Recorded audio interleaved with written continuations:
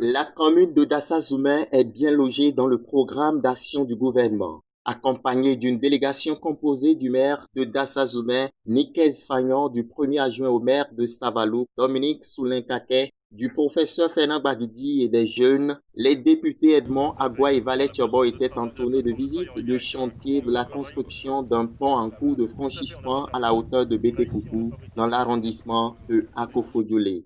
L'ouvrage en cours de réalisation est un véritable projet de développement qui va désenclaver cette zone, ont constaté l'honorable Edmond Agua et son collègue Valère Tchobo.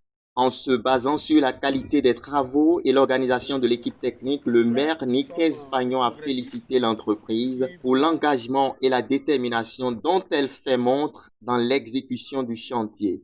L'honorable Edmond Agua, ayant des connaissances dans la réalisation des grands ouvrages, a adressé des questions au chef chantier en vue de mieux comprendre les caractéristiques de l'ouvrage, le taux d'exécution, les matières de construction et les difficultés rencontrées. Des préoccupations qui ont été étayées par une explication claire de Pascal Lemaire, premier responsable technique du chantier. C'est des choses qui se font dans des périodes bien ciblées, un peu comme maintenant que nous abordons la saison sèche. Surtout quand vous construisez un pont sur de l'eau qui coule, c'est beaucoup plus difficile. Il faut vraiment calculer le temps avant de pouvoir foncer tout ce que vous foncez là. La chance que nous avons ici est que nous sommes sur de la roche et de la roche saine. Si c'était dans la boue totale, il va falloir beaucoup de moyens pour pouvoir foncer les pylônes que vous êtes en train de foncer là. Donc nous vous félicitons. Il y a une voie d'accès qui fait à peu près 1,2 km. Donc à peu près 1 km de ce côté-là et 200 mètres de l'autre côté du pont. Et donc c'est comme je vous disais au départ, ça va faire la liaison sur la voie qui va jusqu'à Ibodja. Donc qui rejoint d'abord le village d'Okpara et ensuite Ibodja. Qui est dans Savé. Tout à fait, dans la commune de Savé. Donc les particularités de cet ouvrage, c'est que ici sur la zone de Dassa, on est sur des plateaux rocheux granitiques. Donc les fondations la roche est très présente.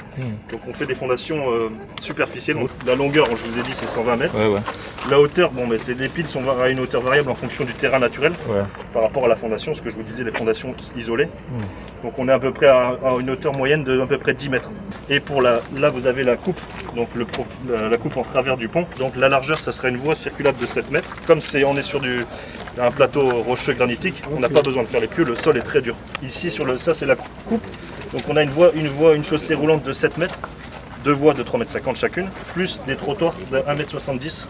De Bété-Koukou, la délégation a rallié Paouian, toujours dans la commune de Dassa-Zoumé. Ici, l'honorable Edmond Agua et sa suite ont visité la construction de la bitume Paouian-Banamé-Zanyanado en fin d'achèvement. Les députés Edmond Agua et Valet Tchobo ont remercié le gouvernement pour cette œuvre de développement. Ils ont exhorté à l'occasion le gouvernement à construire plus de routes pour limiter les accidents mortels liés à l'état piteux des routes.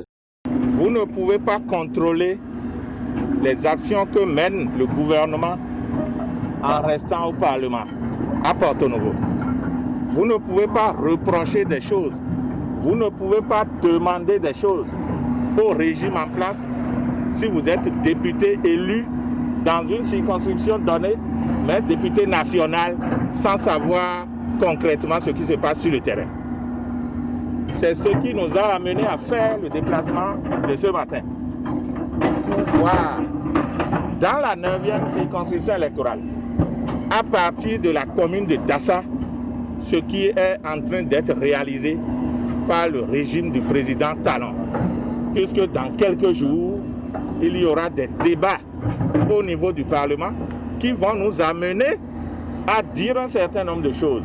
Et comme vous nous connaissez bien, nous n'aimons pas dire ce que nous ne connaissons pas, ce que nous ne savons pas. Je constate que de Dassa, on peut prendre par cette route pour aller jusqu'à Pédéport, de Pédéport à Porto-Novo, à Saketi, à Poubert. Donc c'est sincèrement les connexions qui sont faites aujourd'hui, les voies D7 qui ont été réalisées juste pour quelques années avec le régime du président Talon, c'est incroyable. Et il faut venir voir de visu pour apprécier. Ce que nous voyons, ça nous épate. Nous ne pouvons que vraiment dire bravo au président Talon, ça nous rend fiers. Au-delà de cet ouvrage routier, le gouvernement a investi dans plusieurs domaines dans la commune de Dassa-Zoumé. La mise en œuvre des projets et programmes. Quand on dit progrès et programme d'action gouvernementale, PAG, nous, autorités communales, nous pouvons vous dire que c'est du concret. Nous sommes ici sur la route Pamian-Zayanado, longue de 57 km. Je suis passé ici ce matin en provenance de l'Assemblée et je peux vous dire, lorsque vous vous connectez sur cette route de Pamian à Pédéport, vous ne faites pas plus d'une heure de temps. Nous sommes sur une route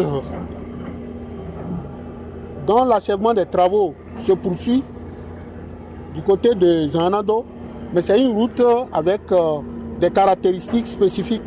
C'est du béton bitumineux. Ça veut dire que c'est construit pour recevoir une charge de trafic.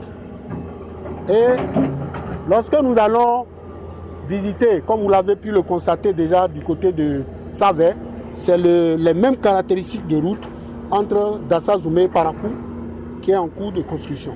L'honorable Edmond Agua, principal initiateur de cette tournée, a fait appel aux jeunes du département des Collines afin qu'ils touchent du doigt la réalité du terrain.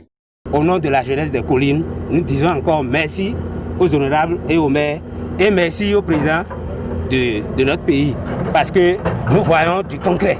C'est du concret. Effectivement, ce déplacement nous a permis de voir ce qui se passe et vraiment on demande aux honorables de continuer ces périples-là pour montrer réellement ce qui se passe dans le département et dans le pays. J'avais pris déjà par cette voie il y a de cela 2 ans, je crois. Et la voie était en chantier. Mais grande était ma surprise de voir qu'aujourd'hui, cette voie est très praticable, très bien faite. Et je remercie le gouvernement en place pour le développement qu'il est en train d'apporter au Bénin. Ce périple a permis aux députés, cadres et jeunes de mieux s'imprégner de l'immense investissement du gouvernement dans le département des Collines.